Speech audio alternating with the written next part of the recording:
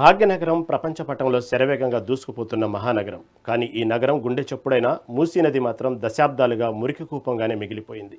ఎన్నో ఏళ్లుగా ఎంతోమంది పాలకులు మారినా మూసీ ప్రక్షాళన అనేది ఒక తీరని కలగానే ఉండిపోయింది.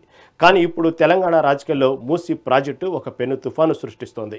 ఒకవైపు 1,50,000 కోట్ల రూపాయలు మెగా బ్లూ ప్రింట్తో కాంగ్రెస్ ప్రభుత్వం టెండర్ల ప్రక్రియకు సర్వం సిద్ధం చేస్తుంటే, మరోవైపు విపక్షాలు దీనిని 1,00,000 కోట్ల కుంభకోణం అంటూ మండిపడుతున్నాయి. అసలు 1908 నాటి వందల నుంచి మొదలైన మూసీ కథ ఇప్పుడు టెండర్ల వరకు ఎలా వచ్చింది?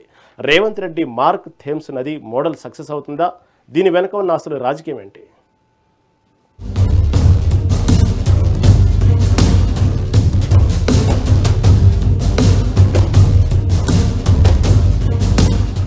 భాగ్యనగర గుండె చప్పుడు మూసీ నది పునర్జీవనానికి 100 ఏళ్లకు పైగా చరిత్ర ఉంది. సరిగ్గా 1908 సెప్టెంబర్ 28న వచ్చిన మహావరదలు హైదరాబాద్ను అతలాకుతలం చేశాయి. ఆ సమయంలోనే మూసీ ప్రక్షాళన నియంత్రణపై మొదటి చారిత్రాత్మక ప్రతిపాదన వచ్చింది. నాటి నిజాం రాజు ఆహ్వానం మేరకు రంగంలోకి దిగిన ప్రముఖ ఇంజనీర్ మోక్షగుండం విశ్వేశ్వరయ్య ఇచ్చిన నివేదిక ఆధారంగానే మూసీ వరదలను అరికట్టేందుకు ఉస్మాన్ సాగర్, హిమాయత్ సాగర్ జలాశయాల నిర్మాణం జరిగింది.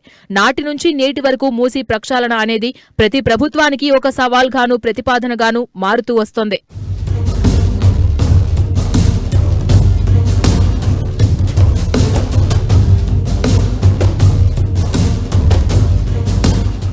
తెలంగాణ రాష్ట్రం ఏర్పడిన తరువాత కూడా మూసీ ప్రక్షాళనాంశం మళ్లీ తెరపైకి వచ్చింది. గత బీఆర్ఎస్ ప్రభుత్వం నమామి గంగే తరహాలో మూసీని ప్రక్షాళన చేయాలని భావించింది. ఇందులో భాగంగానే 2017 మార్చి 25న ప్రత్యేకంగా మూసీ రివర్ ఫ్రంట్ డెవలప్మెంట్ కార్పొరేషన్ను ఏర్పాటు చేస్తూ అప్పటి ప్రభుత్వం జీవో జారీ చేసింది. అప్పట్లో దాదాపు 1,665 కోట్ల రూపాయలతో పనులు చేపట్టాలని ప్రతిపాదించినా నిధుల కొరత, ఇతర కారణాల వల్ల ఆ ప్రతిపాదనలు అనుకున్న స్థాయిలో ముందుకు సాగలేదు.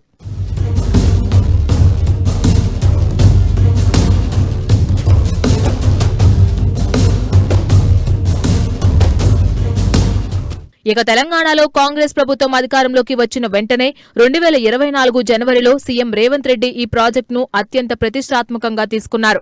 లండన్లోని థేమ్స్ నది తరహాలో మూసీ ముఖ చిత్రాన్ని మార్చేలా సరికొత్త మెగా మూసీ పునరుజ్జీవ బ్లూ ప్రింట్ను ప్రతిపాదించారు.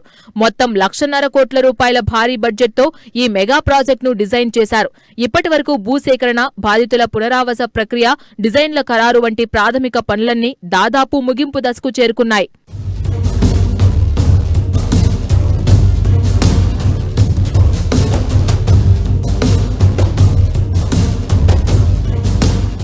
సుదీర్ఘ కసరత్తు తర్వాత ఇప్పుడు మూసీ డెవలప్మెంట్ కార్పొరేషన్ టెండర్ల ప్రక్రియకు సర్వం సిద్ధమైంది.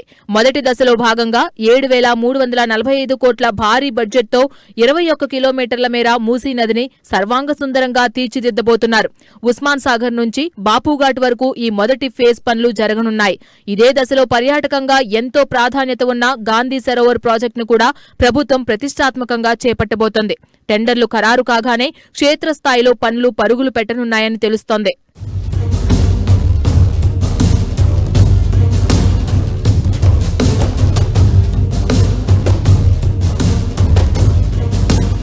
మరోవైపు మూసీ ప్రాజెక్టు చుట్టూ తెలంగాణలో రాజకీయాలు మొదటి నుంచి హీటెక్కుతూనే ఉన్నాయి. ప్రధాన ప్రతిపక్షం బీఆర్ఎస్ దీనిని 1,00,000 కోట్ల రూపాయల మహాకుంభకోణమని ఆరోపిస్తోంది.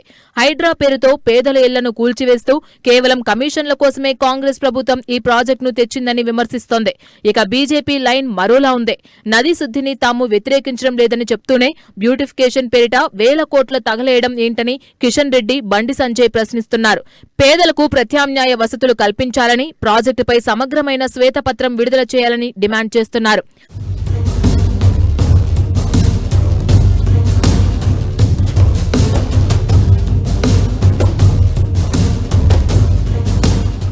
ఈ మూసీ రాజకీయంలో ఏ పార్టీకి ఎక్కువ మైలేజ్ వస్తుందనేది ఇప్పుడు ఆసక్తికరంగా మారింది.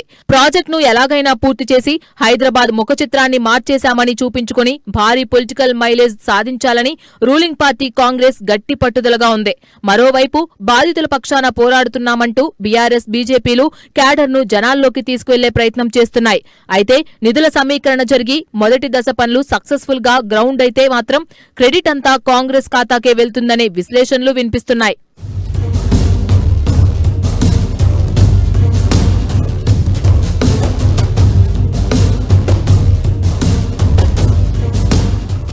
ఏదేమైనా 1908 నాటి వరదల నుంచి మొదలైన మూసీ ప్రక్షాళన ముచ్చట 2017 దాటి ఇప్పుడు టెండర్ల ప్రక్రియతో కీలక దశకు చేరుకుంది. మరి ఆరోపణలు, రాజకీయ విమర్శలను తట్టుకొని మొదటి దశ పనులు అనుకున్న సమయానికి పూర్తవుతాయా? ఈ ప్రాజెక్టు భాగ్యనగరానికి కొత్త కల తెస్తుందా లేదా అనేది చూడాలి.